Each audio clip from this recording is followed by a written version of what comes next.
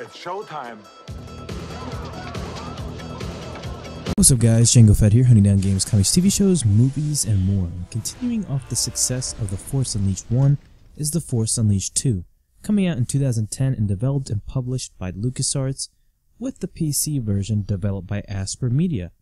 Once again, as they did the first version. Force Unleashed 2 is an action-adventure hack-and-slash game which takes place 6 months after the Force Unleashed 1 game, where you don't take control of Galen Merrick, but instead his clone, which was grown and raised in Kamino. And the game follows up after the light side ending of the first game and 1.5 years before A New Hope. Opening crawl. The galaxy is in the brink of civil war. Inspired by the sacrifice of Darth Vader's secret apprentice, a ragtag rebel alliance plots to overthrow the evil Galactic Empire. Imperial forces in relentless pursuit of the rebels have captured the Jedi Knight Ram Koda. Its general loss, the Alliance fleet has vanished. While the Empire searches for the rebels, Darth Vader has put a dark plan in motion that will bring an end to his apprentice's legacy. So as the Merrick clone, you start off very conflicted and constantly see the memories of the original Merrick, and eventually betray Vader once again and join up with the rebellion to fight off Vader and the Empire. Now honestly, back in the day when I first played this game, I didn't really like it and was very disappointed with the game overall. So I replayed it again recently and I'm kind of even more than disappointed than before. So let's break down this review first, and then I'll mention the good and bad as we go along. First, can I just say, when you start a LucasArts game, Star Wars game, you always, most of the time, get a unique and badass intro. But in this one, you have the exact same one as the first game. It's not a bad intro, but just from there, the writing is on the wall, and it's just a bad song. It's the options menu, built in the game menu, this time around, and giving you a decent selection of things to change into the game, and much better than Force Unleashed 1. Plus giving you the option to change the resolution from 720p to 1080p to 2K and even 4K resolution. The game in 4K is fucking amazing, but I did get frame drops on my system, so I switched to 2K and 1080p. I mean, I still had somewhat frame drops, but it wasn't consistent to when I set it to 4K resolution. Also, this game, much like the first game, is consoleized, so it's set to 30 frames per second, which really sucks. The game should be unlocked at 60 frames per second for PC. It just makes more sense. It would make the game more than enjoyable. Speaking of resolutions like 4K, let's talk about the graphics. Graphically, this game is tremendous. Graphics are very beautiful and revamped from the first game. The cutscenes, to the character models and effects, to the backgrounds. The game looks great to this day. But the graphics are freaking great, and a lot of detail in the graphics overall. But why they changed the overall character model for Juno Eclipse from the original? Now the controls are very much the same as the first game, which it's kind of different movesets considering this character wields 2 lightsabers instead of 1. But the problem I have overall is that there are no movesets shown in the options menu when you pause. So as you unlock move upgrades to your force points and lightsaber attacks, there's no illustration to showing off how to string up combos. You just mash buttons and pretend to know what you're doing.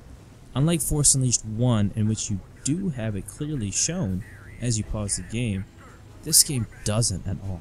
I will say that combat is very fun. Slashing and using force powers is very fun and definitely not repetitive like the first game. It actually feels great wielding 2 lightsabers instead of 1.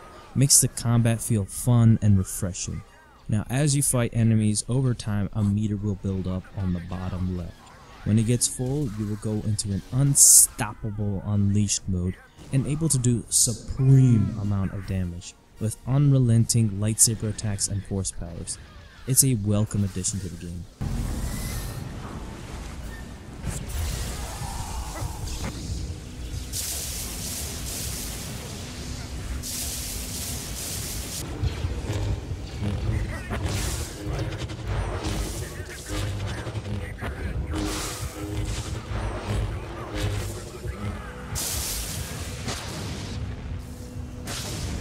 Now the upgrade system is extremely dumbed down. And instead of selecting what moves you want to have and select the force powers, you have to select just one lightsaber moveset to a max of 3 times, and you acquire these upgrades by dealing damage and force powers to enemies as well as boxes for some reason. You get these force points that you use to upgrade your force powers. It's extremely dumbed down, not a fan of it at all. There are also holocrons you can find, but with few changes. Red unlocks costumes and lightsaber colors, blue increases your force energy, green increases your health, and yellow increases your experience points, with some cool extras like concept art that are also unlocked. But I had a harder time finding the red holocrons to get new costumes, so after beating the game, you get a ton like Boba Fett, which is freaking awesome. But I couldn't find a majority of these costumes, and some are just pretty dumb. Not many cool ones like the first game.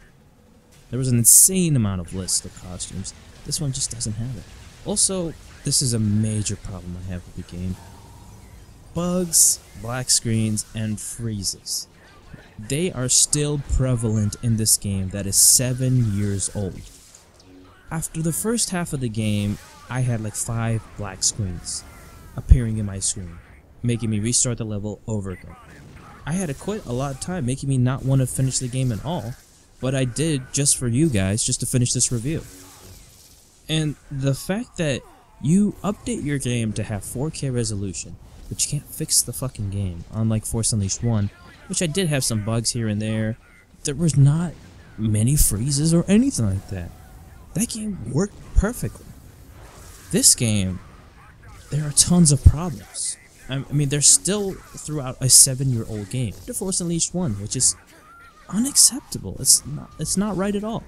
Another problem I have with the game are the levels. The levels are the same, and while it's cool to see Kamino in an Empire era, there are only 3 to 4 worlds with split up levels on each planet, with one unusual choice to include to pick up holocrons, and it's a 5-minute level. Very stupid. Not much variety and amount of interesting levels compared to the first game. This was the biggest strength of Force Unleashed 1 was its level design, and the fact that they just... I mean, there was some cool levels here, but there was just not much variety, and I just found that extremely disappointing in this game. Plus, the game will take you 4 to 5 hours to beat, which is almost the same as the first, but it's very unfulfilling.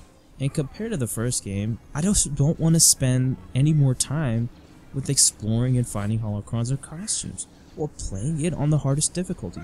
I played this once and I'm done. I don't want to play this ever again. I did like the enemy variety though in the game. It does keep you guessing. I did like that a lot. And then lastly, the story and characters. It's mostly bad.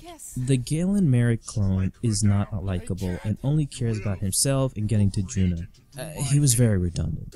And the plot points, when he goes to Dagobah to see Yoda and get a vision, is extremely forced and redundant.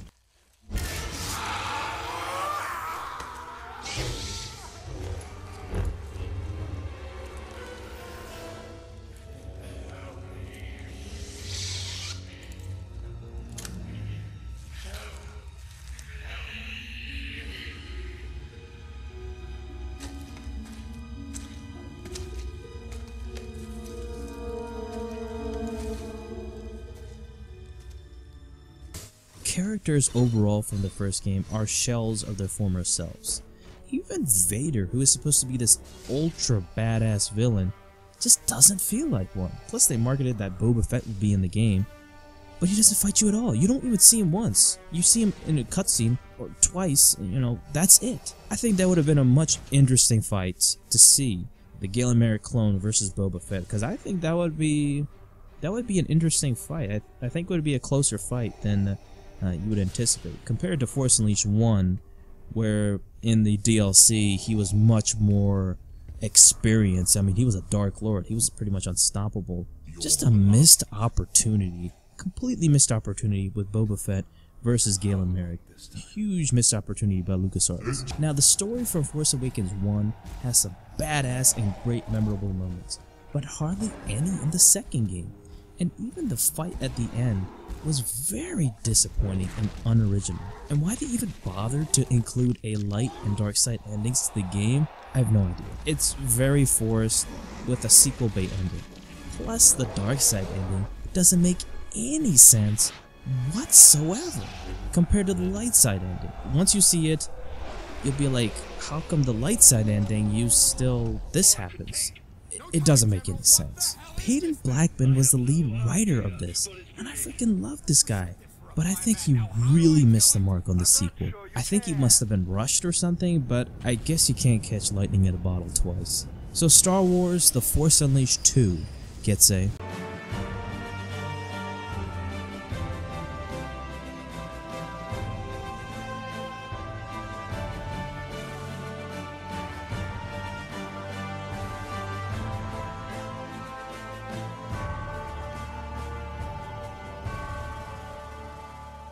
It's not a bad game, nor is it a good game. It's average and disappointingly average at that. This game made me wish that The Force Unleashed 3 would have actually happened and fixed the problems from the second game, and wrap up the story in a nice closure. Sadly, it didn't happen. The game would have come out for Xbox One, PS4, and Wii U, but fucking Disney closed LucasArts, so we couldn't have that game, as well as 1313. Blackman did reveal that the third game would have been more open world and see Starkiller and Vader team up to fight a new threat from the Emperor. That sounds amazing. I can't imagine what that would have been like. I just wish we had that game. Just not this shit. Also, 1313 looked like a spiritual successor and sequel to The Force Unleashed and had potential, but that also got shut down too, so blame Disney. Also, I recommend checking out the graphic novel of The Force Unleashed 2 for a perspective on Boba Fett during the events of the game. Not bad overall. I also heard the novel is great and much better than the game, so that might be worth checking out too. So that is my review of The Force Unleashed 2. Let me know what you guys think of the game in the comment section below. Don't forget to please like this video, comment down below, and don't forget to subscribe to our channel, Django Fett, and I'll see you guys in the next game review. Peace.